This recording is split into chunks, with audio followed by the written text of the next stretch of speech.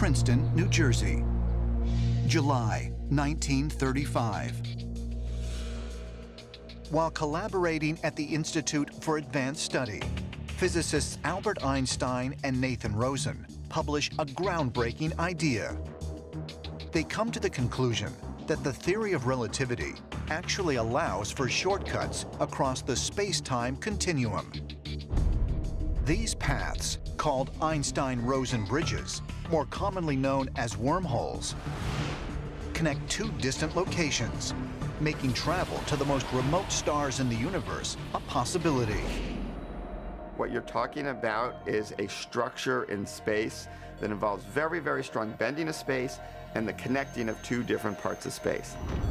So if you think of a piece of paper curved around and then punched out and connected from one place to the other, that's your basic wormhole.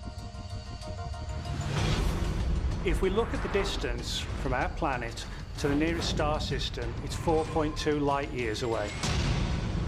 That means you would have to travel for 4.2 years at the speed of light, which is 186,000 miles a second, just to get there. The only way really to do that would be by something like a wormhole. While the idea of wormhole travel offers incredible possibilities, realizing this technology poses immense challenges. Scientists estimate that creating a traversable wormhole would require a far greater amount of energy than anything we can produce today. But there is a theory that so-called exotic matter may provide the key to unlocking wormhole travel. What you need is matter with negative mass. And we're only aware of matter with positive mass, so we call this exotic matter. Not that it couldn't exist, we're just not aware of it yet. But the bottom line is it takes huge amounts of energy to create these. Imagine taking all of Jupiter now, its entire mass, and converting that to energy. You know, you're talking of millions and millions of times more energy than you have in a nuclear bomb. Although most scientists say that we're a long way from developing the technology to create wormholes, if such a thing is even possible at all, there are those who believe these celestial shortcuts already exist. In 1991, scientists at Vanderbilt University proposed that the chaos of the Big Bang not only created the universe, but also may have caused the formation of many wormholes billions of years ago. During the Big Bang, space-time itself was being mashed together, expanded, contracted. And one theory says that if you had something like the size of the Himalaya mountains, the space-time around it could have been so badly stressed that it would mash this matter inside its own event horizon. In the same way, you can imagine space-time being mashed together and forming a mini wormhole. The possible result, according to researchers, would be a wormhole about the size of an atom. Once located, these mini wormholes could possibly be stretched to create a traversable wormhole. One of the things we know is that since the Big Bang, the universe has been expanding, which means space-time overall has been stretching. So when the universe is quite small, you make a teeny little wormhole. As that whole structure stretches, that whole wormhole stretches and grows big as well. So you could end up with a very large wormhole now. If wormholes were created in the earliest stages of the universe, is it possible, as some ancient astronaut theorists suggest, that celestial beings have already used them to travel to Earth in the distant past? It's very possible that wormholes or stargates opening and beings coming through them are a way to explain how man was interacting with the ancient gods.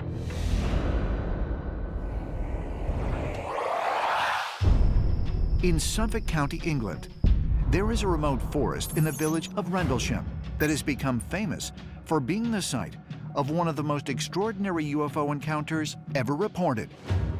And some of those who experienced it believe this incident also involved time travel. The event occurred on December 26, 1980.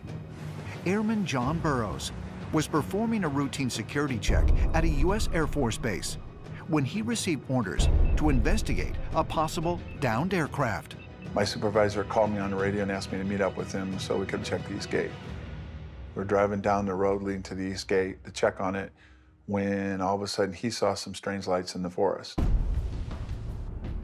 So I decided to call it in and let him know something strange was going on. They decided to send one of the security units down, which was Sergeant Peniston. He got down there and he saw the same strange lights that we were seeing. I could see all these multiple color lights and things like that, and the air felt different. I don't know how to really explain that, but it did feel like there was electricity on our skin and hair and stuff. But that progressively got worse the closer we got to the tree line, and it got more intense. There seemed to be like an electricity-charged atmosphere, and then also there were points where it seemed like everything was going in slow motion. As the servicemen approached the strange lights, Sergeant Peniston reportedly saw a large craft just beyond the tree line. The craft was triangular in shape, measuring about 6 to 7 feet high, black in color. I had come around to the far side of the craft, and that's when I noticed that there was, inscription on the side. It is about 3 feet long, maybe 6 inches high. So I'm expecting to find, I don't know, some kind of prototype stuff, USAF. I'm looking for something very familiar. Instead of something familiar, I see these pictorial type glyphs, and got running my hand over the side of the craft. I don't know how to explain this. It's like someone was holding a picture up, okay? I could see it in my mind's eye. Zeros and ones. So I recorded those, one after another. When Peniston touched the craft, he then said that he felt a strange download of information to his mind, and he felt compelled the next day to write down a series of zeros and ones, which we now regard as binary code. Years later, a computer programmer took this information, ran it through a translation program, and a message emerged. The message read, "Exploration of humanity, continuous for planetary advance, eyes of your eyes, origin year 8100. When one sees origin year 8100, one is forced to speculate, might we be looking not just at extraterrestrials, but time travelers from the future? After the incident, the U.S. military conducted a brief investigation, but allegedly tried to keep the eyewitnesses away from the press. But for Airman Burroughs and Officer Peniston, the event wasn't easy to leave behind. Both men had lasting physical effects from the encounter and even reported strange dreams. After the incident, I started having throat and eye problems. At one point, my gums turned white. I also had vision problems, and when I went and saw the doctor, one of his first questions was, had I been ever exposed to radiation? I've definitely had dreams about it, and I still have feelings about what happened and what could happen in the future. I got out of service in 1993. Then I was out about maybe 3 months, and then I started getting these dreams and nightmares. During the dreams, I could see that these were time travelers 40 to 50,000 years in the future. I see that the purpose to come back was to correct things, was to fix things. Something horrible has happened. Something they have to correct.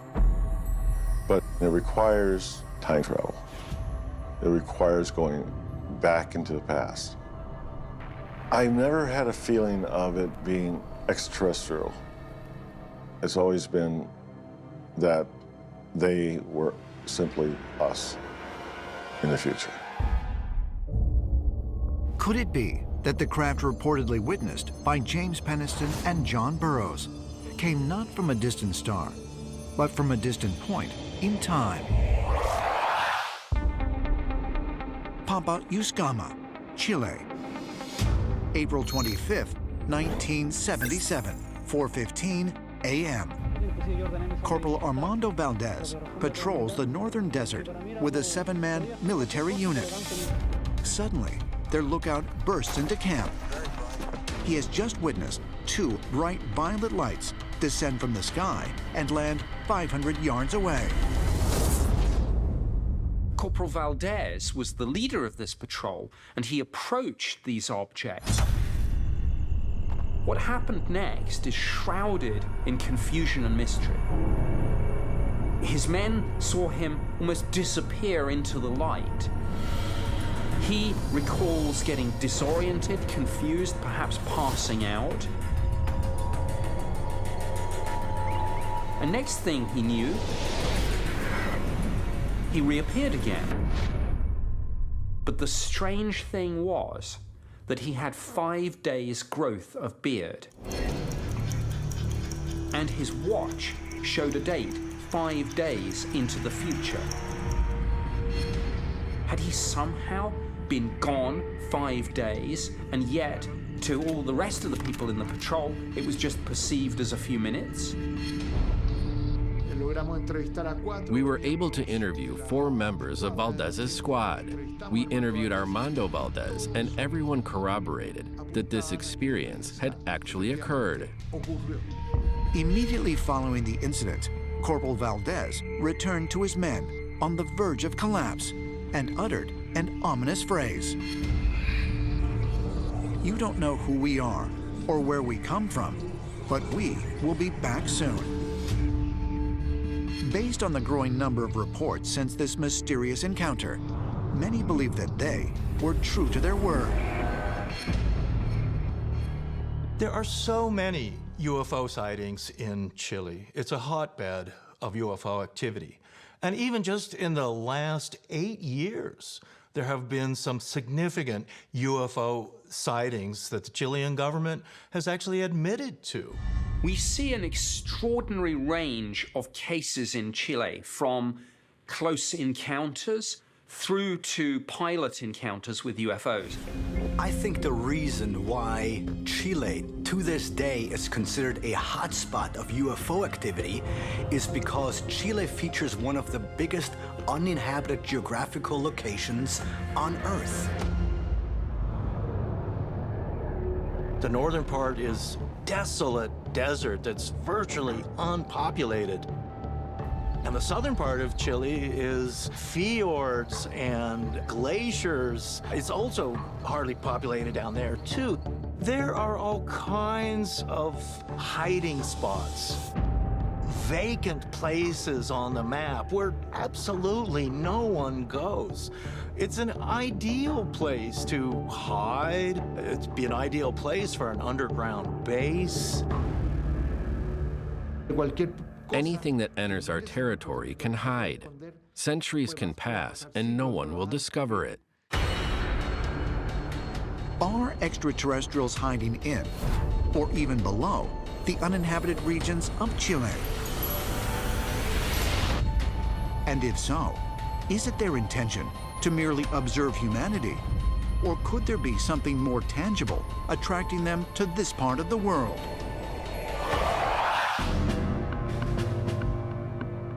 Kingman, Arizona, May 1953. At the height of the Cold War, an unidentified object reportedly crashed in the desert sands.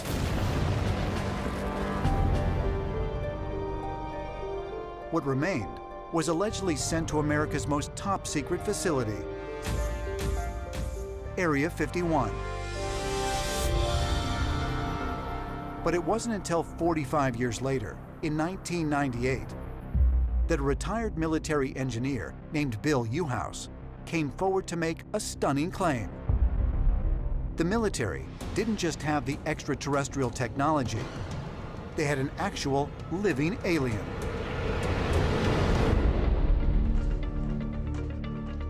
Newhouse claimed that he worked in a secret laboratory, supposedly in the Papoose Mountains of Area 51 in Nevada, and that since 1953, the American government had an insectoid alien that was working with them.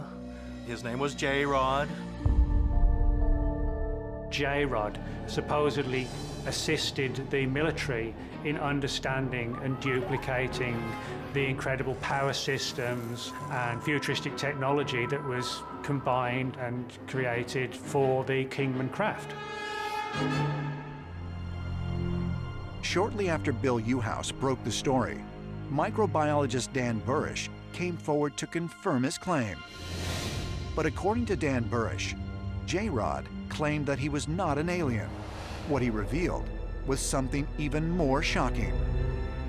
This insectoid alien, J-Rod, said that he had actually come from our future, and that at some time in the near future to us, there is a catastrophe on this planet, and much of mankind is destroyed, and that mankind splits into two different species. And one of these species goes and lives underground. And while underground, they develop these insectoid traits, which is exactly what the Hopi and Zuni and even Navajo legends say, that during the transition period between the third and the fourth worlds, this above world of today was not habitable, and they had to go underground and live for some time with what they called the ant people. And you have to wonder if perhaps J-Rod is actually an insectoid human being from our own future. Could the accounts of J-Rod confirm that the Hopi stories of ant people were more than just mythology? And if the so-called insectoids really do exist, is it possible that they are not aliens, but humans from the future? Cambridge, Massachusetts. The Massachusetts Institute of Technology is home to some of the world's greatest minds. MIT researchers are on the forefront of innovation, including the development of wireless transmission of power. Efficient wireless transmission of electricity has eluded scientists for years.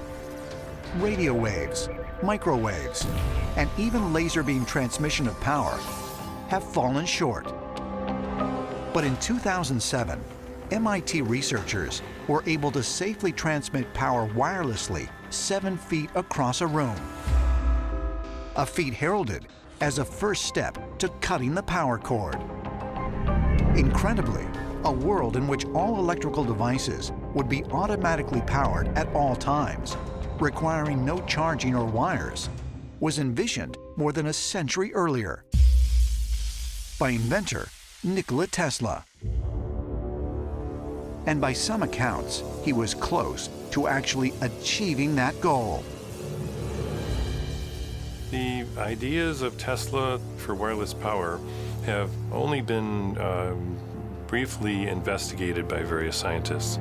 And the tests that were done by Tesla in 1899 to 1900 in Colorado Springs verified the fact that the use of wireless was actually possible. Tesla went out to Colorado Springs to see if he could send electricity miles, which is a tremendous achievement, but he had a huge tower, and there was 200 feet to the top. His assistant was located at the laboratory, and Tesla said, when I give you the signal, I want you to throw the switch and fire up the wireless system. And Tesla probably walked 4 miles away. Tesla inserted light bulbs into the earth to see if his tower was in fact creating a wireless circuit with the ground. If so, the bulbs would light up. These light bulbs were being lit.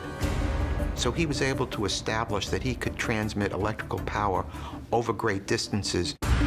But he did keep it a secret. He even kept the mechanics a secret from his assistant, who didn't totally know all the details of what he was doing.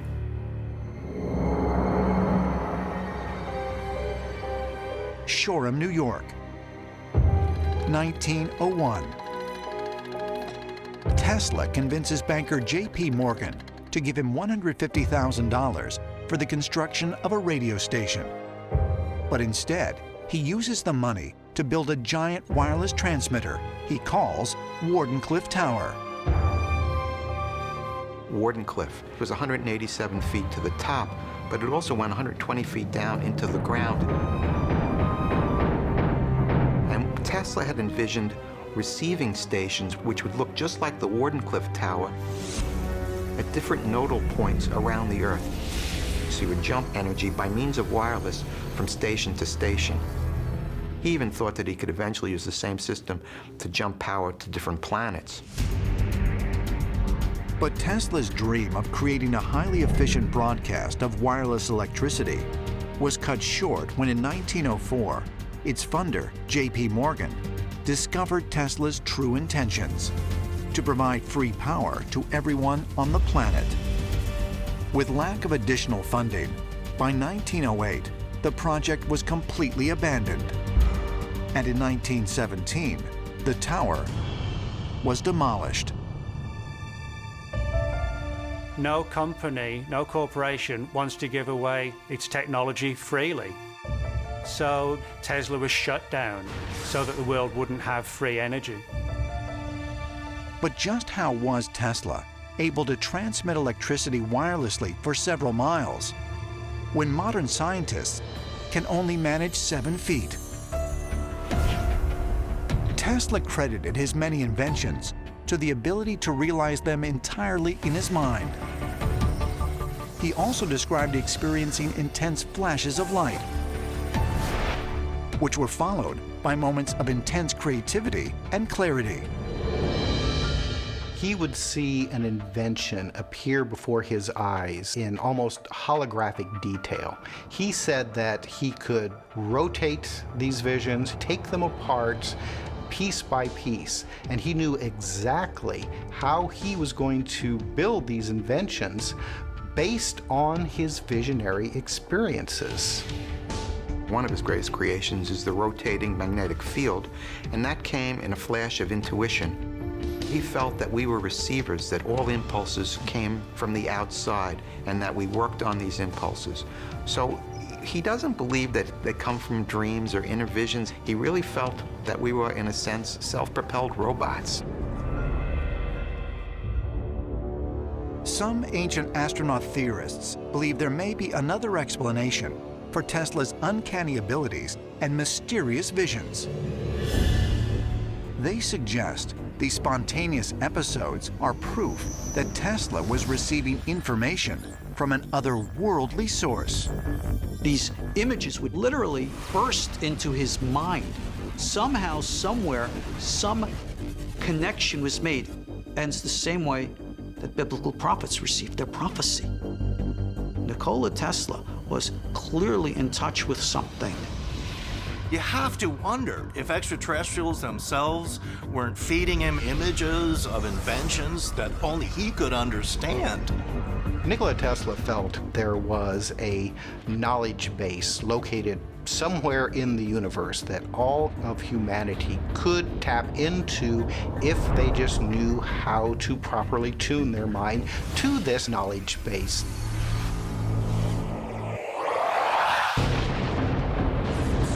Colorado Springs, July 1899.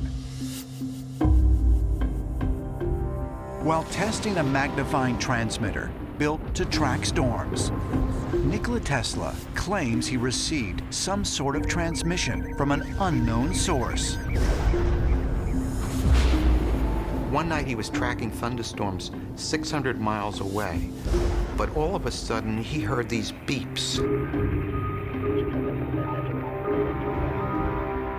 And it was 3 beats in sequence. And so it was mathematical, and it didn't make any sense to him. And the more he thought about it, he thought that they came from outer space, perhaps from the Martians. Mars. Its orbit brings it close to the Earth periodically, about once every 1.8 years. And at one of those close encounters, he believed he was picking up signals from Mars. He most likely had a radio receiver that was sensitive enough to receive radio waves, as we now know, come from galaxies and lots of different extraterrestrial sources. So he interpreted them as signals from ETs. But perhaps he had an open channel that we really still don't understand today. Tesla believed it's absurd to think we're the only intelligent beings in the universe. If that's the case, where are they in the intelligence hierarchy, and why wouldn't they want to communicate with an intelligent force on the Earth? Tesla reported this otherworldly communication and proclaimed his belief in extraterrestrials in February of 1901 in an article for Collier's Weekly titled "Talking with the Planets." Tesla became obsessed with trying to receive further radio communications from other planets. Based on these transmissions that Tesla was receiving, he developed the theory that this extraterrestrial presence had been on Earth for a millennia, that these extraterrestrials had been controlling mankind from the very beginning. How far did these communications go?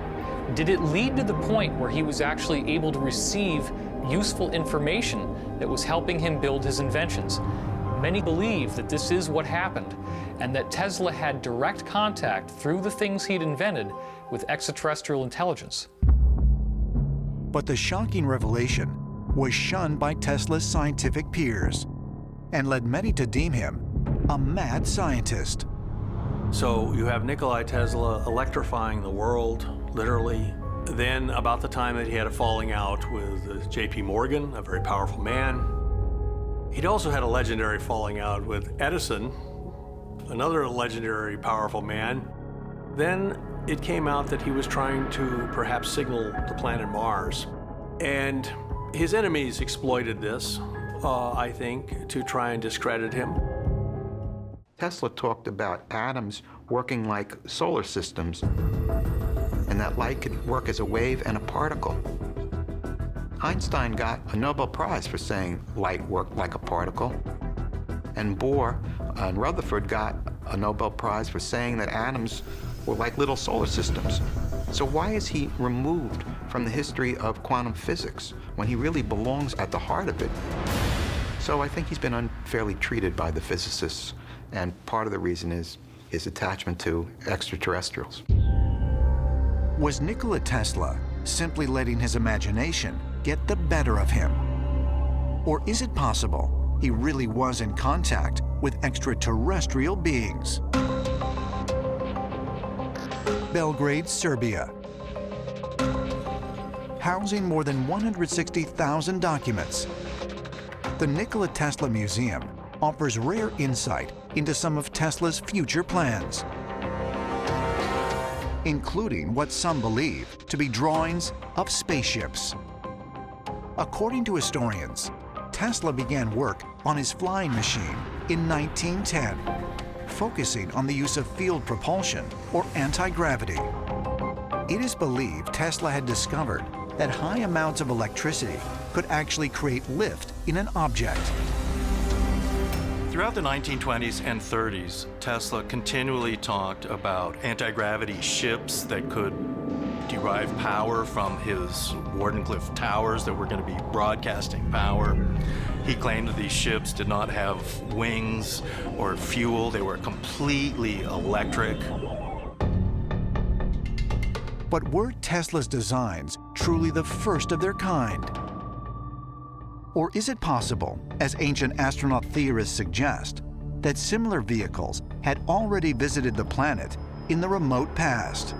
In the ancient Indian epics, the Vedas, we find references of vimanas, those flying chariots that were used by the gods in order to travel from point A to point B.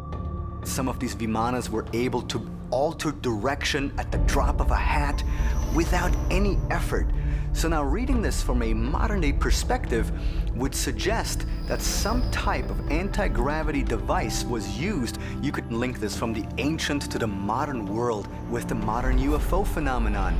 And so the idea that Tesla might have worked on an anti-gravity device is very plausible to me.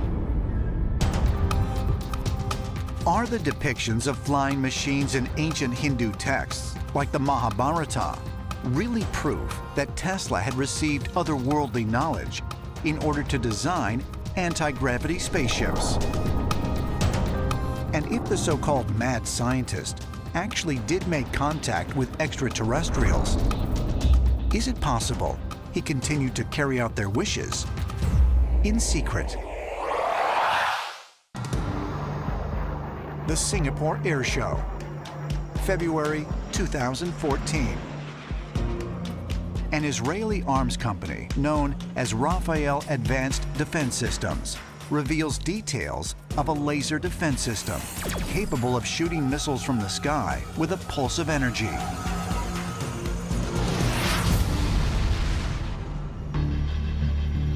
The futuristic military hardware is called Iron Beam.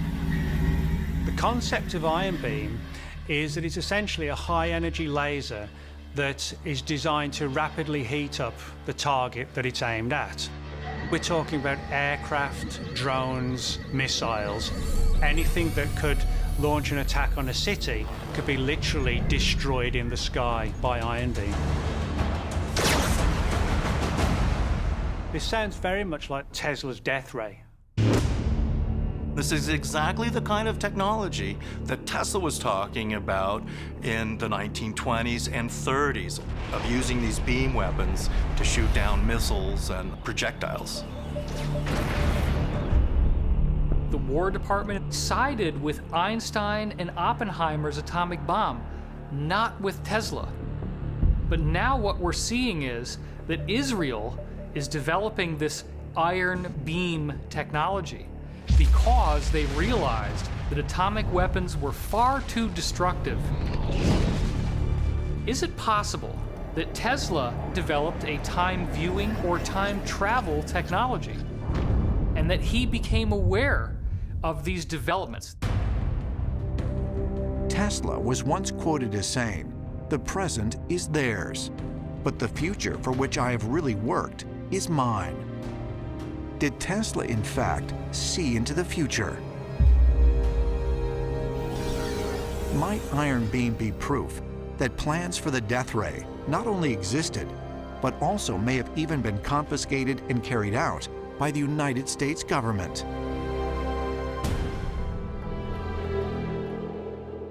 There are those who believe that Nikola Tesla was not only in contact with extraterrestrials, but was sent here to Earth by them to fulfill a mission and usher in a new age for mankind. One of the big questions is, who is Tesla? Is he, in a sense, an avatar, an enlightened being that comes to the Earth to help humans? No one really knows exactly what's going on, but I think all great artists, and Tesla saw himself as an artist, feel that they're instruments of a higher purpose, and Tesla certainly felt that he was working along those lines. There is an agenda for humanity. There is a plan. And in every generation, whatever power it is that's behind the plan sends to Earth certain specific souls who are by birth more inclined and able to be receptors to the higher knowledge. You have to wonder if Tesla was transplanted to Earth by extraterrestrials in order to envision and invent all of these amazing devices. If extraterrestrials put Tesla in place for a specific purpose, did they accomplish what they hoped to achieve? The answer may be no. Because if Tesla's technologies had been openly acknowledged here on Earth, we could have greened the deserts, we could be desalinating ocean water with tabletop energy levels, we could have a totally new and different world in which we don't have to pay for energy, in which we have anti-gravity craft, in which we have teleportation technology and in which we truly have become a golden age here on Earth. That has not happened